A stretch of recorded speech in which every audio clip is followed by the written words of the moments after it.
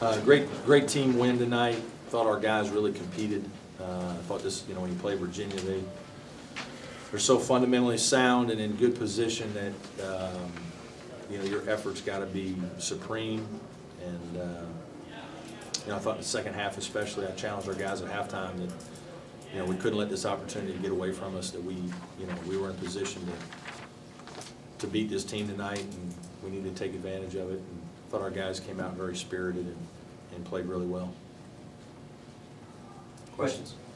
Nice is that you grab some sort of momentum with these back-to-back wins, one on the road, one against a team. Yeah, it's really good. I mean, it's this time of the year you're just battling, and our team is our kids have really competed hard, and we've been close a lot of times, and it's real easy to give in. I told you after the Maryland game where I didn't think we played as well that it'd be easy for our guys to give up, and we told them don't do that. Just human nature is going to want to tell you to just kind of give in and let the season get away from you, and you got to just fight. And our guys have done that. Coaches have done a good job. Assistants have done a good job. Keep guys motivated, and it's really just good to take advantage of a good opportunity tonight. Were you glad to see Booker go up against a guy like Scott and play the way he did in the second half? Yeah, I mean, Devin, needs to be able to do that. And certainly it was a big part of the game for us in the second half, his ability to score around the basket. I thought our guys guiding the ball in pretty good positions. I thought we did a good job offensively of making them play defense. We wanted to try to wear them down. They don't play as many guys as some people. Obviously, Harris' hand was bothering him a little bit, so we felt like this was a game where we could wear them down a little bit. And I thought on both ends of the court we needed to push them. I didn't really want to call many timeouts tonight, even to stop the clock. I just wanted to keep, I was going to play a lot of guys in the first half and did. I knew I'd probably shorten the bench in the second half, but I just want our guys to keep the pressure on. And I thought they did a really good job, and Devin was a big part of that with his offense in the second half. The other Devin as well. Excuse me? The other Devin Coleman. Yeah, Devin Coleman, has improved a lot. He's starting to do some things in games now that we've seen in practice.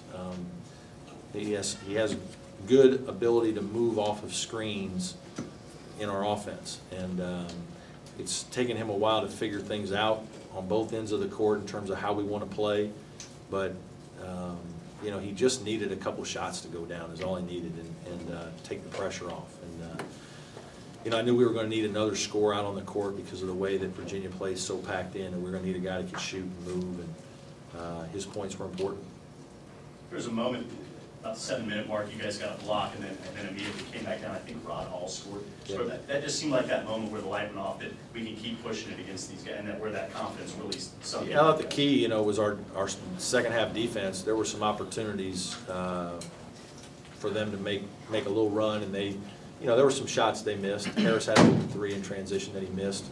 There was a play around the rim that they could have finished. They didn't, but by and large, we didn't give them very many easy baskets, and they had to go earn them.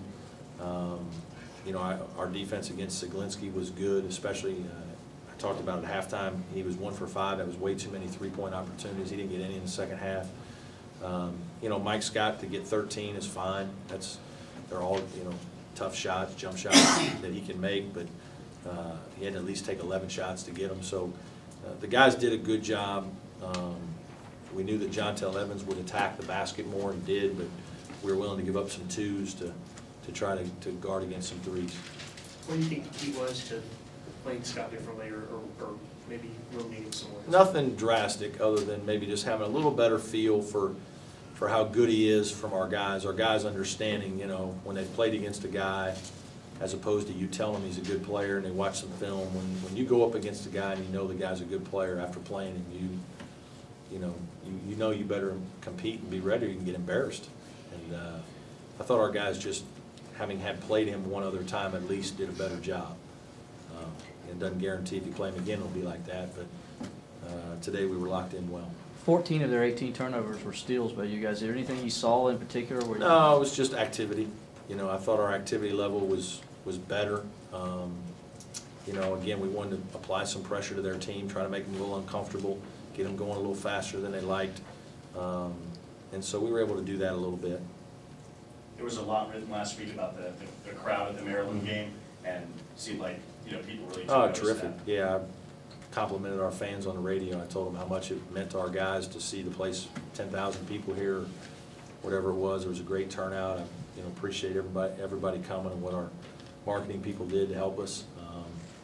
I would think that our fans should still be following this team. This team plays hard. This team gives it their all. We're not always the most aesthetic team to watch and aesthetically pleasing, but we do compete. If you admire guys that are giving you good effort, then there's no reason to not come watch us. Ben had noted that you didn't have Jennings in the last game, and you seem to think his length and athleticism played. I think it helps. Obviously, Milt's size is 6'9" and long. It can take up some space in there. Helps a little bit on the boards. And he had 8 rebounds tonight, and he's got more experience than the other guys. He's played more games, and he's been in some end of games, and he didn't have a great shooting night, but he did some really good things defensively to help in our team defense. Right, you've said several times this year that you guys don't have that home run hitter. Have you had to adjust what you do at all to get this team to this point where it's still playing hard and competing possession after possession? Not a lot. I mean, you got to read your team every week. We talked last week about playing dodgeball, and when you see your guys running on empty, you got to be careful. And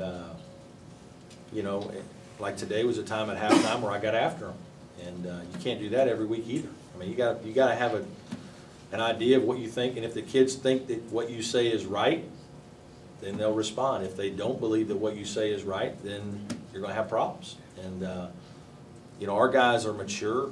They've been around it. They understand. I think they understood that we could play better than we did in the first half and play harder. And it was a great opportunity, and we needed to take advantage of it. And I'm happy for them, especially the older players that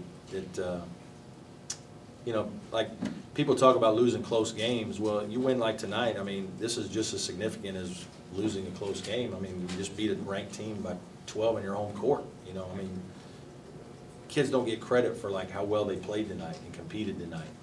And so I'm happy for my players. You talked a lot about valuing possessions. It seemed like, especially in the second half, 10 minutes ago, that the guys really took advantage. You have to take care of the ball against Virginia because they're hard to score against. You don't get very many. I don't know how many transition baskets we got. Not very many. We had a couple and we turned it over.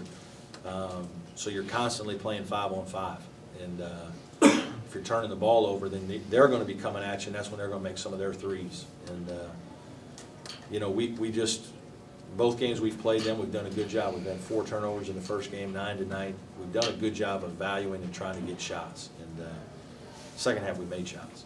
When you guys have 14 steals and only commit 9 fouls and send them to the line once, does that speak to the discipline of your guys? Our discipline was better, yeah, absolutely. And Virginia is a very good team, but Tony's done a great job with them. They don't have all kinds of breakdown guards that are. I mean, Jontel Evans can get by anybody in the league, but there are other guys who are good players.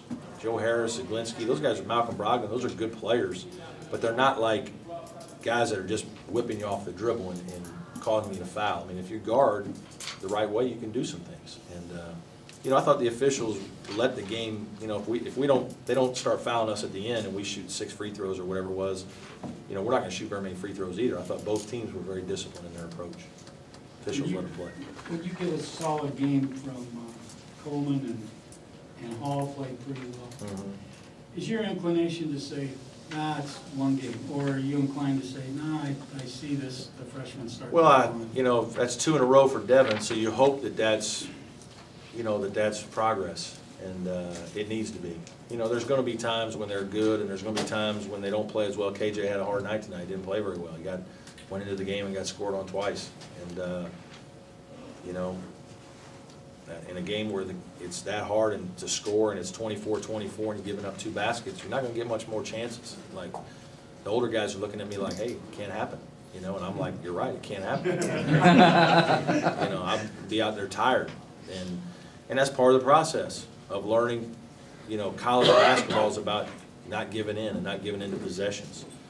And any one possession can cost you. So that one that you let a guy score, make a mistake, it's costly. And obviously we know that better than anybody. Do you have any special message for your guys for Saturday? No, just, we didn't even talk about Saturday until, they're off tomorrow's the day, we get them off, so we'll meet on Thursday and try to begin to formulate a plan and just approach it as another game. Any special messages for Valentine's Day? Not really. I'm taking my wife, I've been informed I'm taking my wife out to dinner right now, so that's, I'm pretty pleased that she wants to go. That's a good thing, you know? How about the guy that got engaged at halftime on your court? I didn't have any idea. That's good for him. I'm glad she said yes. Hopefully they'll come back, have an anniversary with us. Thank you. Thanks, guys.